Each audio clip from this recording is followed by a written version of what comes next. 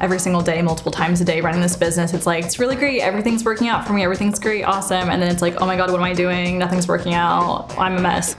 My name is Anna Marie Ortiz. I'm 30 years old and I run a cleaning business in Portland, Oregon.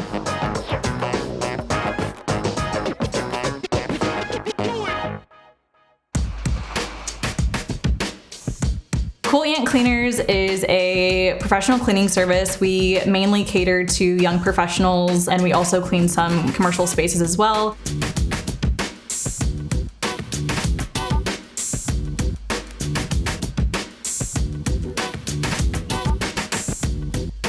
We do residential and commercial, but in that we also do move-out cleans, move-in cleans. We do midterm rental turnovers, short-term rental turnovers, and then we also do real estate listing cleans.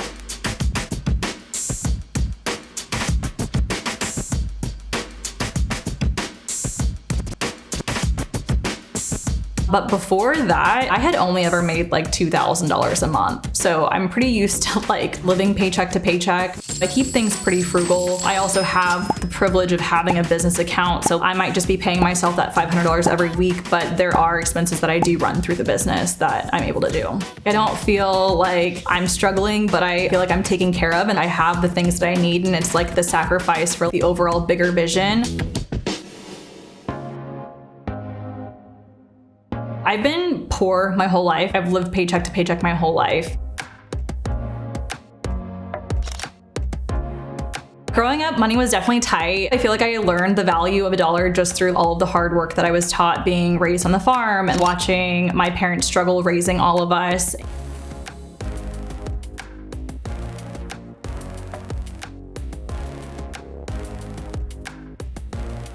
I had always wanted to move out of state, but I was always really scared and knew that it was super expensive to do that. Just kind of picked that out of nowhere because I wanted to be somewhere that was far away from home, and Portland's just kind of where I landed.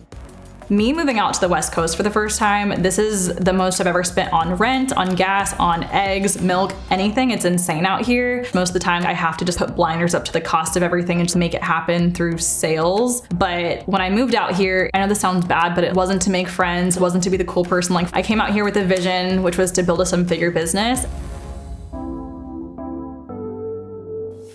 I struggled with depression my entire life. I feel like when I moved to Portland, Oregon, I identified things that I wasn't happy about with my life. One of those biggest insecurities was not making a lot of money. So that kind of went into this whole 10-year plan of, making more money and building the seven-figure business. My reasoning really comes down to just wanting to be able to provide for myself and my family.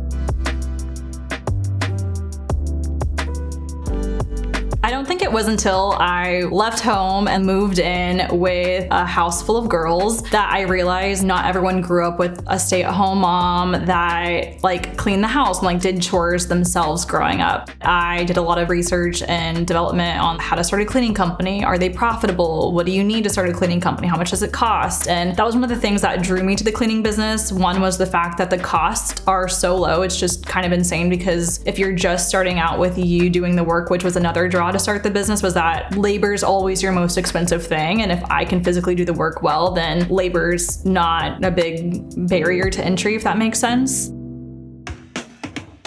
So I'm like, what do I need to be the most professional solo cleaner that I can be? And to me, that was like a logo, a website. I purchased the domain name, the Google Workspace, the vacuum, cleaning supplies, microfiber cloths. I got little magnets for my car, all the t-shirts, insurance, that's important, auto insurance, general liability insurance. I set up the LLC. I hired a graphic designer and just told him I wanted it to be this kind of vintage mascot looking logo. There's also this country song. It might be called Suds in the Bucket. And I thought this was very representative of Suds in the Bucket.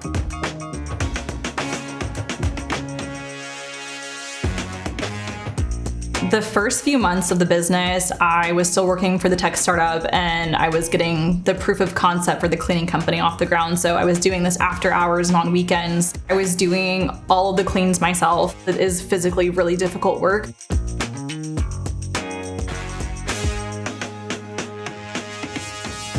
In the first month of starting the cleaning company, I was able to replace my tech job salary. That was a huge telling point. I think just as quickly as we hit 10,000 to 13,000 months, that was kind of insane too. And knowing that I wasn't doing any kind of like paid advertising or discounts or offers or anything like that, the proof of concept for a 6-figure business was proven pretty early on.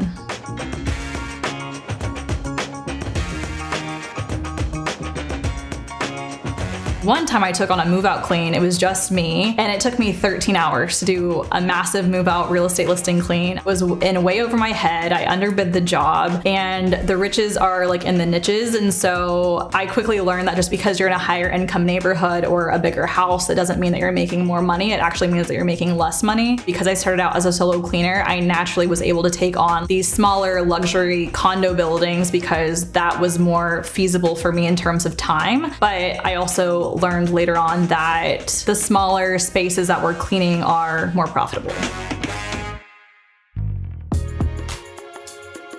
There's a million different ways to spin a cleaning company because you can do it solo or you can do it with a business with employees. We do everything pretty official through a job management software that's pretty spendy. We have an accountant, gas, supplies, insurance, and payroll for our employees. Cleaning supplies are relatively low cost, but we do have a relatively inexpensive storage unit that we rent out to store all of our supplies in. And then we have laundry service and things like that that we pay for.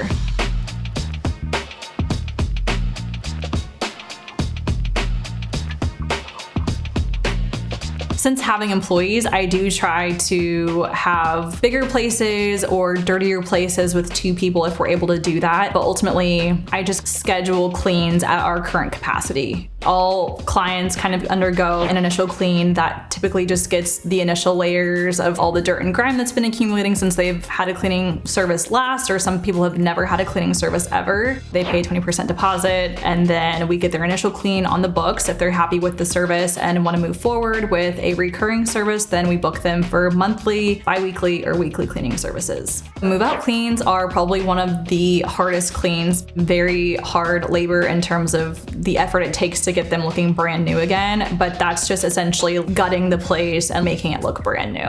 I really do enjoy seeing the result and seeing the client's reaction.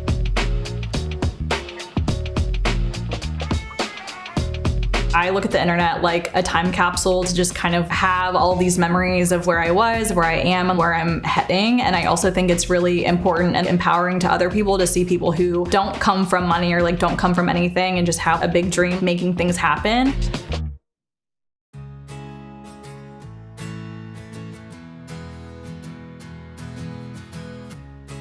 Long-term vision of where I see the company going is having one in other major cities and allowing other people what I wish I had earlier, which was an opportunity to move to another like cool state and have a job lined up. And I kind of want to make that same concept here.